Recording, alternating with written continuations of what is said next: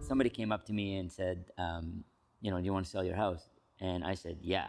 And my wife's like, no. So it wasn't a good deal. And so I'm thinking F40 the whole time, right? Like if I could sell my house, I could get this F40. And so I convinced my kids, my wife, I'm like, life's gonna be so much better. We don't have to pay these taxes. We don't have to maintain this huge property. I'm gonna spend more time at home. We're gonna go on vacation together. We're gonna do all this. So I just built this great story on how I could sell this house. But literally in my head, there was this F40 in the back. So we sell the house, and we go to dinner with my wife, and we're sitting there, and I'm like, so here's how it's gonna go, right? I'm like, so we took the money from the house, so we're gonna split it. Half is gonna go to buy a new house, and the other half went to buy the F40. And she's like, what? And she's like, just lost it on me. She's like, what did you just do? I'm like, yes, honey, we bought the F40. So we have this thing with my kids that for their birthday, every one of their birthdays, they get a ride in the F40. So that's their birthday. So we do a date together. So we go, it's whatever you want, but in the end, it's whatever I want. Because it's your birthday, but we're going in my car to go for a ride. But they love it. So we go for ice cream and stuff with the F40. And when the turbo hits in, the kids just blast. And so, yeah. So that's how it was. So just to give you a story, yeah, it was 2017, sold the house and bought the F40 immediately with it. And then I didn't have a house. So like we sold our house, I had an F40 but no house. So my wife was really upset. The people who purchased this actually got real photos of the car, which these are not just prints, these are real black and white photos of your own car. So basically it feels like somebody photographed your car and gave it to you. So that was that. And then you get the composite material, which is a separate booklet just on the Kevlar. Like imagine Kevlar being used. It was all experimental, brought from many different industries, the aeronautic industry for the fuel tank, and the F1 racing cars for the rest of the body. What a revolutionary thing. And the best part is you see how this is it's not straight, totally Ferrari style, not printed straight. And it's the funniest thing, it's so docile. At low speeds, it drives like a regular car. And I'm like, oh, this is really odd. Like, it's smooth, the clutch goes in nice, and it idles nice. But holy moly, when you take it on a track, I had a photographer in the car, and we went out this road, and I was like, I'm gonna show this guy what it's all about. And I put it into gear, and I started burning out, and the car started, so there was another oncoming car, and I slipped out of my own lane and went head to head with this oncoming truck, and I was able to get it back into my lane. So the back end, when the turbo hits and you're not paying attention, the back end slides out because there's no traction control, no power brakes, no power steering, nothing, right? No radio, just the sound. And we put a tubey exhaust on the car, so the thing is unbelievable.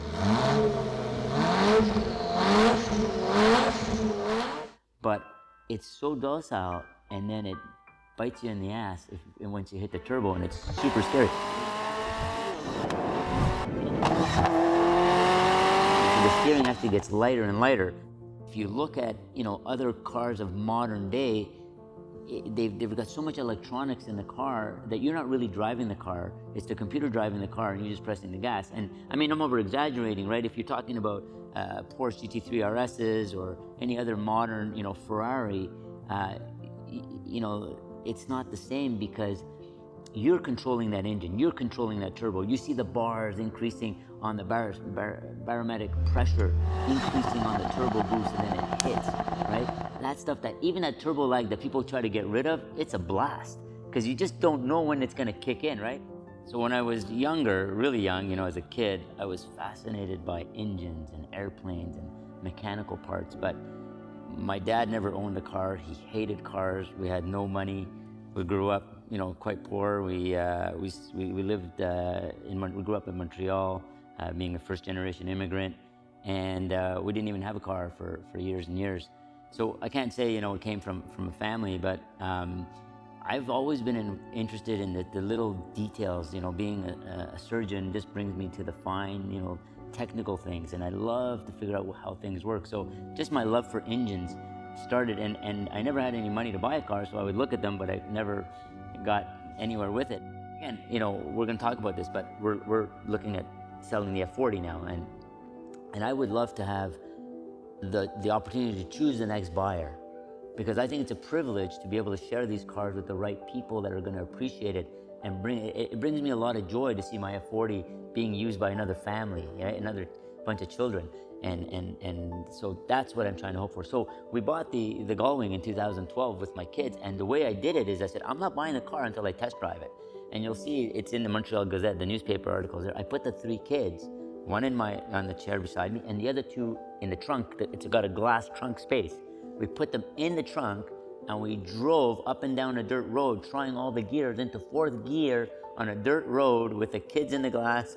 This is horrible. They can take my kids away from me for saying this, but they just loved it, and they formed a bond with the car. And till this day, my daughter said to me, my daughter Victoria said, Dad, I want to get married in this car. And I said, honey, I have this vision with the Gullwing doors open, with your veil hanging out. We're driving down the street and the veil just pulling in the air. And I said, that's what I want for you when you get married. And I'm like, I'm not selling this car. And I started thinking, you know what? Cars and coffee, right? That whole cars and coffee. So I created what's called Cars, Coffee, and Charity, right? So the 3 C's, if you like to call it. And so if you ask me, where do I see myself going? In a perfect world, I'd love to have a coffee shop with my cars all there. I have a lot of memorabilia. I bought an entire collection from a Ferrari historian. So all these books you see in the back come from his collection. And then also having that cars and coffee, and then having that charity inside that coffee shop, and basically rotating the charities once a month and giving back to the community and supporting locally, right? What we have here. That's it.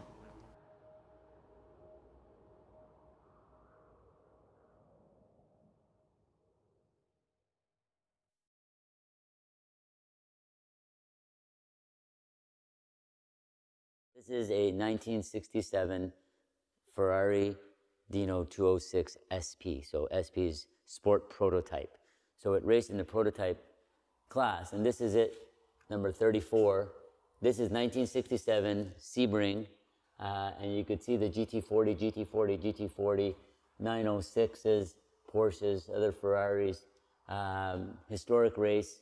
It was actually doing really, really well. And I think in the end it had a mechanical problem and finished 44th. You can see these are, so it's a factory prepared race car for Scuderia Filippinetti, which was the racing car team in Geneva. And you can see here they're preparing the car in Italian in 12 hours of Sebring. And these are all the costs associated, and it's chassis 026. So you have all the original documentation, again, preparing the car for Sebring 1967. And so these are all Scuderia Filippinetti, which basically purchased a car from Ferrari and was racing it. And then in 1967, it went on to the Nürburgring race, May 1967. It came prepared for its second race by Gunther and Klaas. We're racing the car, and again, you could see the GT40s here. And unfortunately caught fire on the test track just before the race. And it kind of burnt, the body melted off, and it was quite significant fire. And these are all the letters from Filippinetti, and when you address Enzo Ferrari, it's Cher Commendatore, because you have to call him Commander-in-Chief in Italy. That's what he was called. And then he writes a letter, espresso, fast, from Modena, and he signed this. It's a purple pen that he signed. It's a very famous purple pen. But we have these communications back and forth, and when this was picked up and taken to Pierre Bardinon, who's the biggest Ferrari collector in the world, and it was sitting in his shop until the 80s, and then Cupinelli took the car, restored it, raced it in several races in the 80s and 90s, and then it was brought back to the US where Chris Cox, who owns a 250 GTO, the blue one, he's well known, he bought the car. He actually owned it twice, and then I purchased it. And when I purchased the car, people didn't believe it was the real car.